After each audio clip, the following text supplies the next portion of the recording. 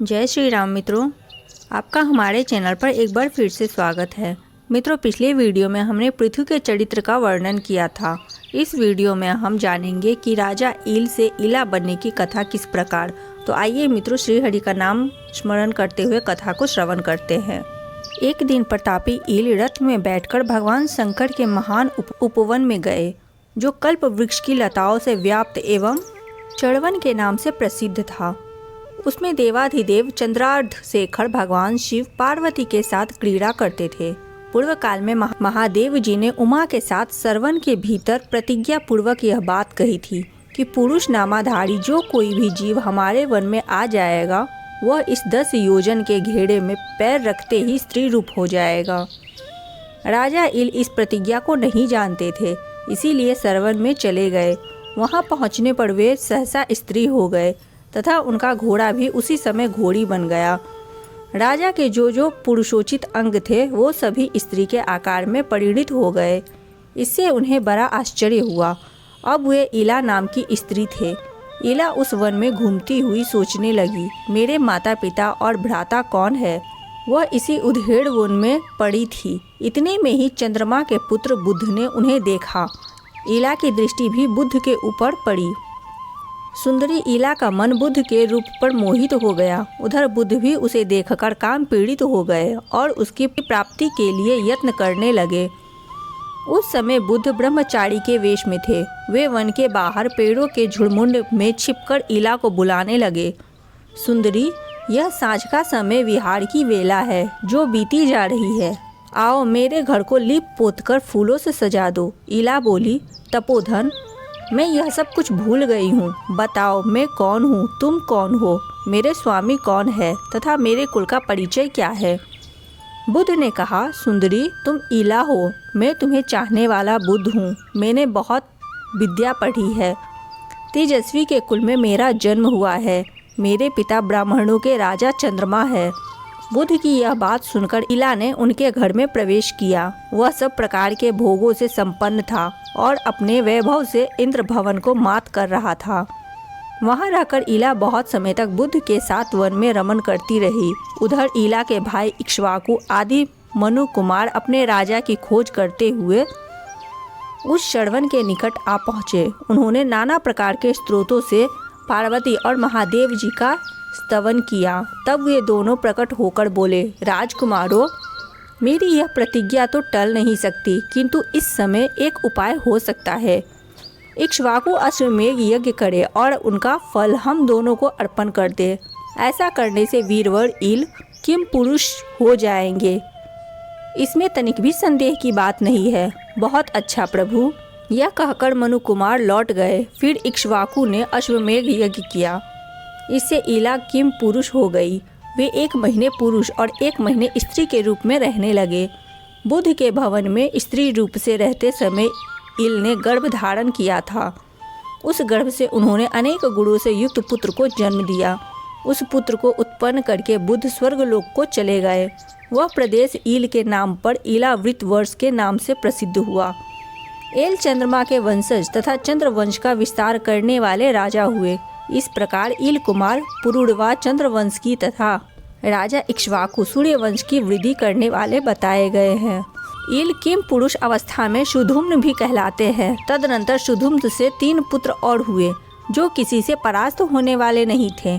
उनके नाम उत्कल, गय तथा हरिताश्व थे। हरिताश्व बड़े पराक्रमी थे। उत्कल की राजधानी उत्कला उड़ीसा हुई और गय की राजधानी गया मानी गई है। इसी प्रकार हरितश्व को कुरु प्रदेश के साथ ही साथ दक्षिण दिशा का राज्य दिया गया। सुधुम्न अपने पुत्र पुरुड़वा को प्रतिष्ठानपुर पैठन के राज्य पर अभिषिक्त करके स्वयं दिव्य वर्ष के फलों का उपभोग करने के लिए इलावृत वर्ष में चले गए। सुधुम्न के बाद इक्ष्वाकु ही मनु के सबसे बड़े पुत्र थे। उन्हें मध्य देश का राज्य प्राप्त हुआ। इक्ष्वाकु के 100 पुत्र में 15 ज्येष्ठ थे। वे मेरु के उत्तरीय प्रदेश में राजा हुए। उनके सिवा 114 पुत्र और हुए, जो मेरु के दक्षिणवर्ती देशों के राजा बताए गए हैं। इक्ष्वाकु के ज्येष्ठ पुत्र से कुकुस्थ नामक पुत्र हुआ। कुकुस्थ का पुत्र सुयोधन था। सुयोधन का पुत्र पृथु का विश्वासु हुआ।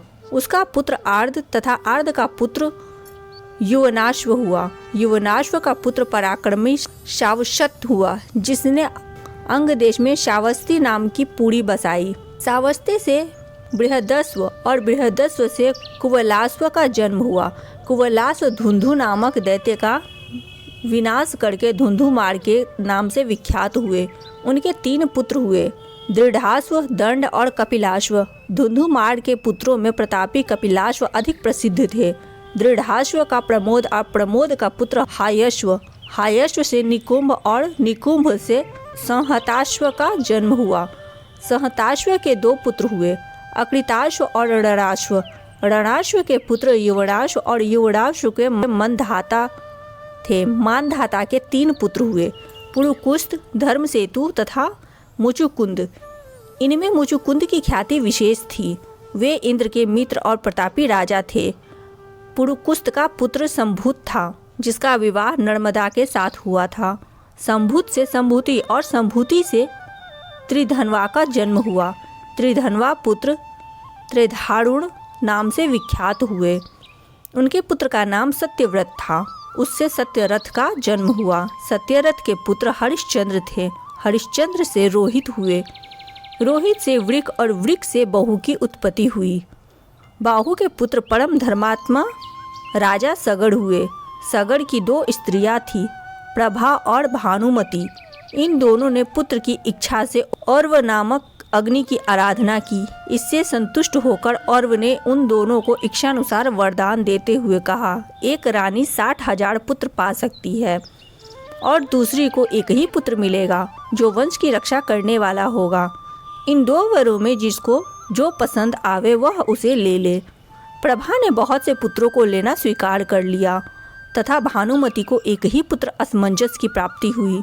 तदनंतर प्रभा ने, जो यदुकुल की कन्या थी, 60,000 पुत्रों को उत्पन्न किया, जो अश्व की खोज के लिए पृथ्वी को खोदते समय भगवान विष्णु के अवतार महात्मा कपिल के कोप से दग्ध हो गए। असमंजस का पुत्र अंशुमान के नाम से विख्यात हुए। उनका पुत्र दिलीप था।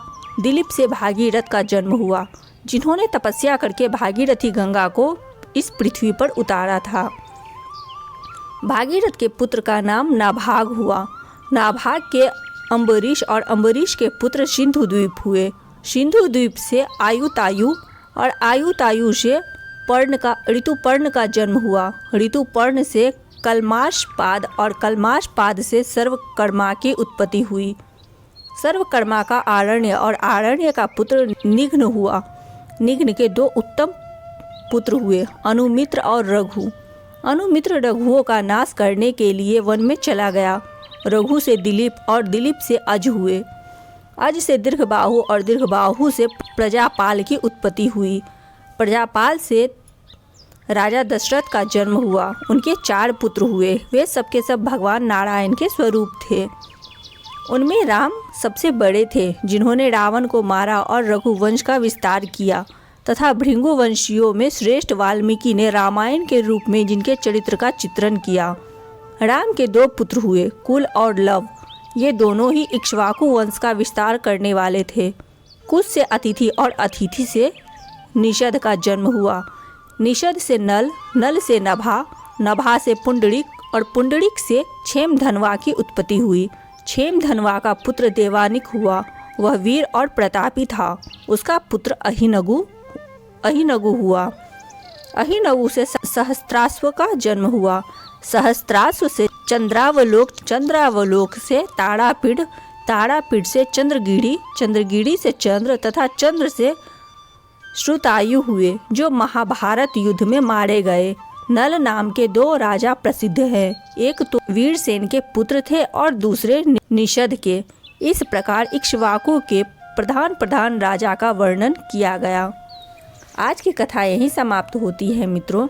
अगले कथा में हम श्रवण करेंगे पितरों तथा श्राद्ध के विभिन्न अंगों का वर्णन। अब तक यदि आपने इस चैनल को सब्सक्राइब नहीं किया है तो कृपया करके चैनल को सब्सक्राइब कर दें और वीडियो को एक लाइक अवश्य करें, ताकि आपको आने वाले नई जानकारी मिलती रहे और पद्म पुराण में जो भी वर्णित कथा है वो सारे कथा का श्रवण आप करते रहे। तो मिलते हैं मित्रों अगले वीडियो में, तब तक के लिए जय सिया राम।